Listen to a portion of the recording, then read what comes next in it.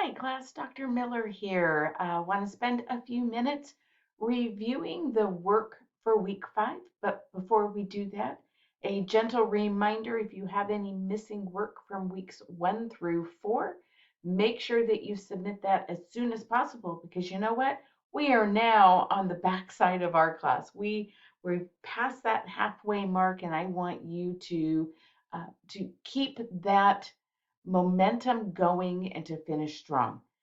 Remember, you do have the ability to submit late work.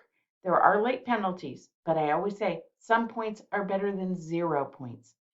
So, looking ahead to week 5, which starts today, our topic is health information application. So you do have some assignments to do, as you can see on the screen. The first thing that you're going to do is work through the lecture material. Make sure that you are downloading it as a Word document. Put that into your lecture library. Hopefully you've got a folder on your laptop or computer where you are storing all of your lecture materials for future reference. You have your week 5 discussion, which is about registries. Registries have proven effective in assisting in the treatment of disease through the organized collection of health information. Specific diseases can be targeted to increase understanding of its impact and to improve communication amongst provider, researchers, and other associates in the industry. In our lecture this week, so make sure that you've read it first, supplemental resources were provided to reference the list of registries. Please access the link below, right here, to help you address the questions proposed and influence your engagement in the discussion this week. So first, you're going to identify 1 or 2 registries that resonates with you on this NIH website and explain the overall purpose and focus of the registry. Then analyze in your own words why you believe this registry could help advance the health of the population. You want to try to make sure that you are posting your initial response or your initial post no later than Wednesday.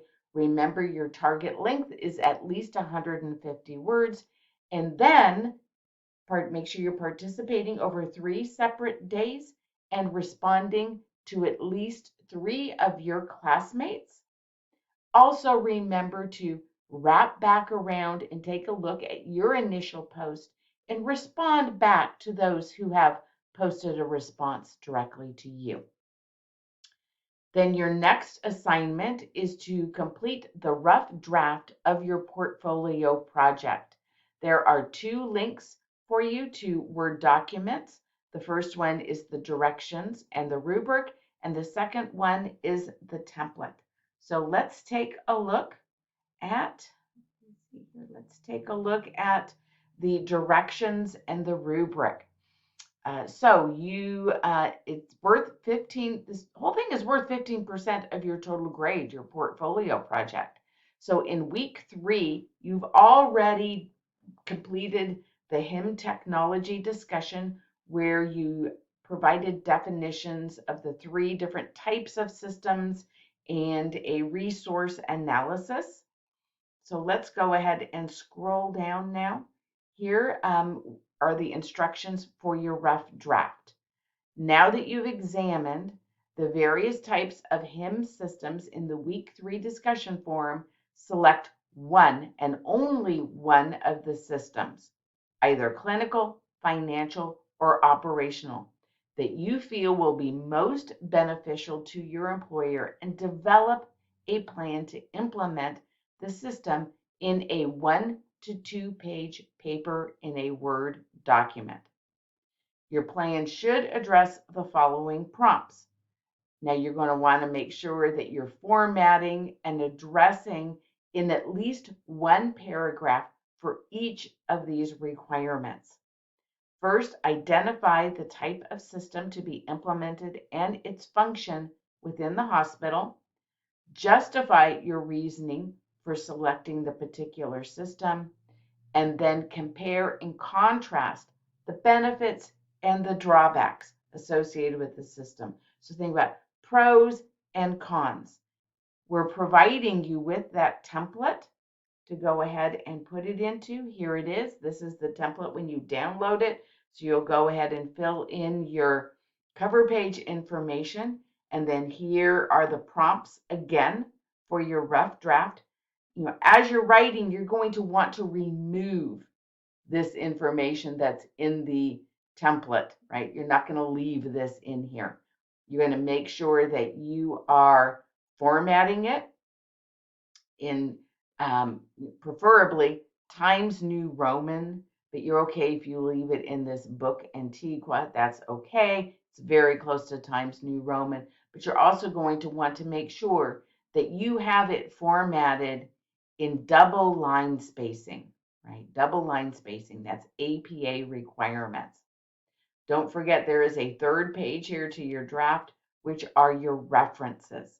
So that will be important to also include, because as I'm coming back here and we're looking at your grading rubric, we're going to want to make sure that you are using APA formatting, that you're including your research references. Research references are very important as you're going through your academics. Be thinking about that when you're writing. This isn't information that you just inherently know. You're getting this information from somewhere. In this case, you're probably in this course getting information from the weekly lectures.